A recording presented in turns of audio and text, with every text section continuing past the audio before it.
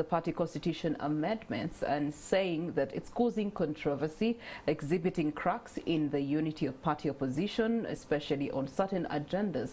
And yet, on the other hand, you do have the NRM caucus convening, and top of the agenda, of course, was the consideration of the consenting of the anti-homosexuality bill. So the party politics in the role of good governance, administration, development, as well as progress. I am joined by Madam Governance herself, Sarah Bireete, to help us break down these realities to the wananchi, understandable and translatable for you. Good morning to you, Sarah. You're most welcome. Good morning, Priscilla, and good morning, viewers. I'm glad to be here. Okay. So let's first look at party politics. A few days ago, you did have the National Unity Platform convening with its leaders across the bar and contributing to the amendments that came forth. 10 of them were resolved, and they're going to be ascended to. One of those, of course, was the whole thing of term limit. A leader, if in an elective office, is given only 2 terms. Thereafter, of service in that very same office, they can opt to serve in another capacity altogether.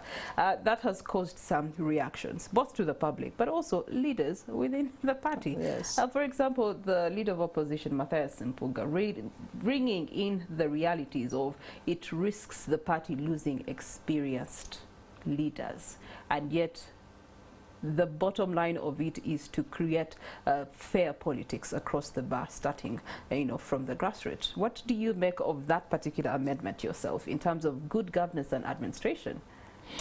Well, the main purpose of term limits in a public service or politics is to make sure that there is a limit as to how leaders or how long leaders can occupy office. Mainly on the terms, when you are elected, how many terms do you serve? Worldwide, there are very few countries with term limits on members of parliament. The main office that has been limited, even in the US, and of course Britain does not have term limits. It depends on the party.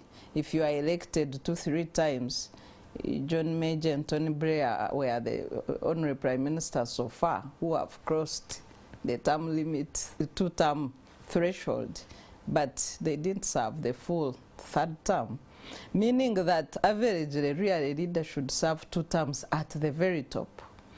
When you go to the Congress seats or parliamentary seats, there are no term limits in almost all developed world, but the top position is limited. In the US, it's only the presidency with term limits. Congress has a staggered, no term limits for Congress, but they have a staggered 7-year term where 1/3 of the Congress members face election at every time. And for the lower house, the lower house, you have every 2 years people going for re-election. So their term is 2 years, but you can be re-elected as much as the voters wish. In our case, we have had a bad political background since independence. You have a situation where, for example, in 60 years, we have never had peaceful handover of power. You have a situation now of seeming stability, but for 37 years, you have a permanent president. The institution of the president is like non-negotiable. We have a permanent person who is now even larger than the constitution. People fear the president, annoying the president, more than violating the constitution. So we have gone into institutionalizing an individual in the office of the president. In our constitution alone, we have 46 articles that talk about powers of the president. The president has powers to do this. The president has powers to determine matters of life and death, including signing a death warrant for any individual. And you have a permanent one individual there. So meaning that, for example, if for people who are in opposition, you have a permanent defranchisation of 37 years, especially given our brutal context of lack of participation, lack of freedom of association, expression, and assembly for the opposition. Just this week, we have a member of parliament who is unconscious because she attempted to celebrate her birthday with other women, recognizing on how far women have come in recognition of Women's Day. Brutally beaten by police, a member of parliament. You have police whose script is that opposition has no right at whatsoever to assemble, to do their work. So amidst this context, we are more or less in a one-party state, really. We have tokenism. We have multi-party tokenism in this country. So NUP, coming from that background of trying to make a difference, it was branded as a wave in the last election. So their approach, I look at it as an approach of a wave. And this wave then thinks that they need to upset the status quo of a permanent president, of people larger than institutions, of people larger than the constitution. Because if they can be able to translate it in their own party, within their own, community. Yes, then it will become their practice that they can market to the country. So I understand where they are coming from. If you look at the concerns of the leader of opposition and other senior members of NUP, they are also legitimate concerns. But unfortunately, when you say that you risk losing experienced leaders, then you are bringing the same rhetoric that we are stuck with from NRM.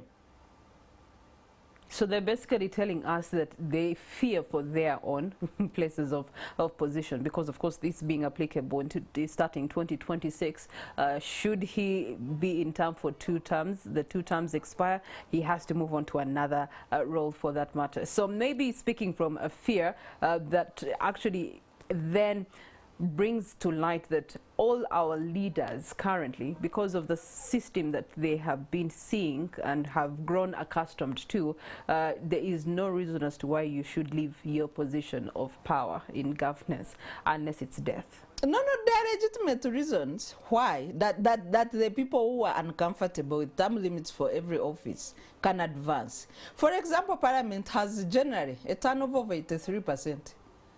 Every session of Parliament, you lose 80% of incumbent MPs. So that's not a problem. It's not a problem for citizens to change as to who should govern them at the level of Parliament. Our problem is the big office, where we are stuck, where we distorted term limits, where it is too powerful that an individual can determine whether you should leave or not, in terms of signing a death warrant, in terms of service delivery, in terms of funding priorities. So you have all these powers, including who to delegate to exercise some powers on your behalf, like cabinet and other members. Let's have a continental analysis being brought into this conversation. You've had good relation with observing Kenya and its transition from all power to different leaders there versus what we have here in Uganda, and then also bring into context countries like Equatorial Guinea, where one president has been in power since 1979. And so in terms of the way those 2 countries are right now, the translation of it on the social, political, economic and infrastructure development. Term limits have very many benefits, but mainly we are analyzing, because no African country has term limits for members of Parliament. I think that message should also be made clear that there's an African country with term limits for members of Parliament and other lower offices except the presidency. And the majority of African countries have term limits for president. It's a few failed democracies like Uganda, Equatorial Guinea, Sudan, and other countries that are struggling really to enforce and put term limits to improve their governance. So when you look at the benefits of term limits for the presidency, it's a whole range. You look at people who are now larger than life in Uganda. It's because they have closeness with the president. The institutionalization of an individual in Uganda does not stop at an individual alone. We have an institutionalization of the family. Just as I was driving here, I had on news that now the first son is in charge of evacuating Ugandans from Sudan. I mean, really, what kind of mockery is that? What institution does he represent? So you have not only the institutionalization of the president as an individual. You have institutionalization of his family into our governance, which is really very sad, which makes and sense, unfortunate. because some of the scandals that we have looked at here in just 2023, for example, the Mabati saga, you get to see a relative to the minister being one of the underdogs in this scandal. You get to look at the NSSF when you did have the probe committee investigating and finding out so many relatives to each other within the NSSF administrative system. So it brings into context what you're saying. Yes, and so you have one type of Ugandans, for example, living with impunity. You saw people flying Uganda Airlines for a birthday. I don't know whether they've paid. Uganda Airlines was previously disbanded because of such abuses. Now we are seeing a repeat, that a family can use a national carrier as their border. I don't know whether they are picking the bills. And then, so you have these continuing abuses of people who do not hold any elective power, seemingly being powerful. I've just come from South Africa. We're analyzing the preparation for Zimbabwe elections, and that builds into term limits. Mnangagwa is seeking his second term after the overthrow of Mugabe. But we have a whole range of complex issues, including his wife, who has recently represented government of Zimbabwe, heading a government delegation to negotiate in China, with no elective power. So you have these kind of abuses in African context, in our process of failed democratization across range. So when you make an individual to have a permanent presence in the state house, in the #1 office in the country, it becomes a sole proprietorship. So you make a country into a sole proprietorship. You saw the crisis we had with the Bireete, the failed coffee deal, and Ulubowa, the ghost hospital in Ulubowa, where people are seeking a supplementary budget to supervise a ghost hospital. And the president comes and says, I'm the one who directed. So he conducts affairs as if Uganda is his sole business. He's a sole proprietor. Well, yes. He refers to them as Bazukulu, so you can only understand that Judge is trying to make sure the Bazukulu are fine or things that will concern them in the near future. Anyway, away from that. So the advantages come that even when a person, because every person has weaknesses, when you rule for a definite term, like in the US, a president can be there for 8 years, you maximize their good points, but you also limit their weaknesses and make sure they exit. Exactly. You bring in another person who then also builds the nation by imparting on their strengths, but also minimize their weaknesses and they exit. That comes gradually with change of powers, political parties in this regard of elective politics, right from local government onwards, if this direction is appreciated, let's look at the pros and the cons of it, first of all, because, I mean, it's been worldwide known. It can apply to presidency, and we've seen the pros and cons at presidential level. But now when it comes to grassroots politics, how will it translate to, and what will be the pros and the cons, one for the leaders and also for the recipients of leadership? I have reservations on term limits for members of parliament. Members of parliament hold no power that needs to be checked. Even when they are voting in parliament, it's a 2/3 majority to make a decision. It is not an individual. Secondly, world over, the turnover of members of parliament is always high. So it's not difficult to change parliament or to have people turning offices of parliament as their personal institutions. So I have reservations on that.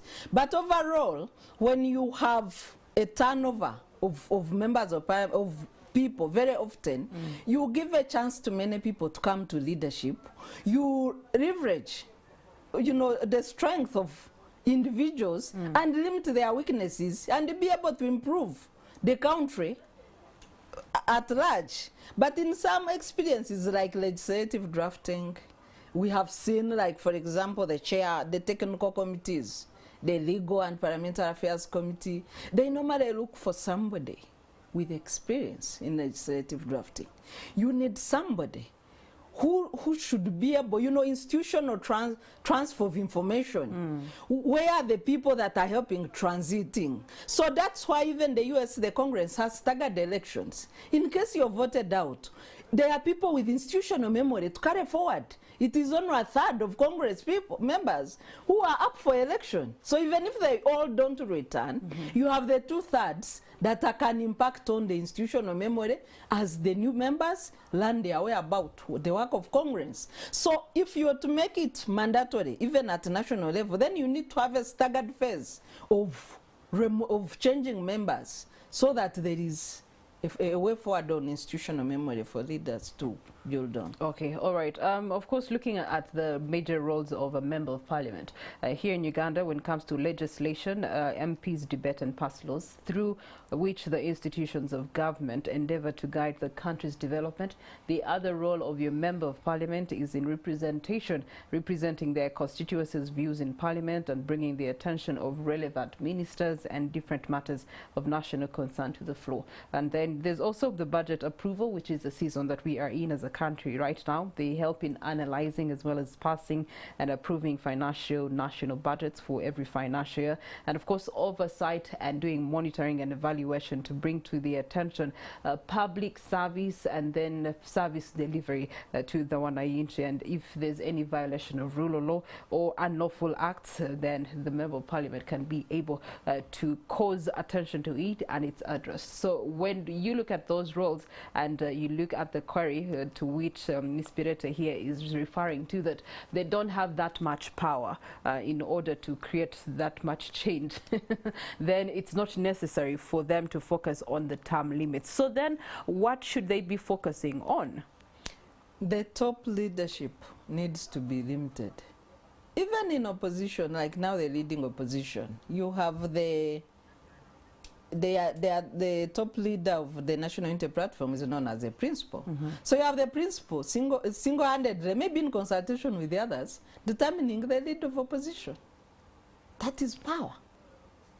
But when you're a leader of opposition, other than a few really benefits, you still remain, your core role is an MP. Okay. And you must legislate except you lead business on the side of the opposition. So a member of parliament, other than legislation, appropriation, and oversight, which are the broader roles of a member of parliament, what power do they possess? There's no power. There's no power. Okay, all right. Interesting to note that from that NUP conference sitting, even the powers of the president for the National Party, National Unity Platform were cut to again address that issue of how much authority the helm of politics has in dispensing administration and governance to levels that are acceptable to society. Okay, we're going to put bed to this conversation and take a short breather. We're going to be returning, looking at other elements of good governance and administration and what's the way forward.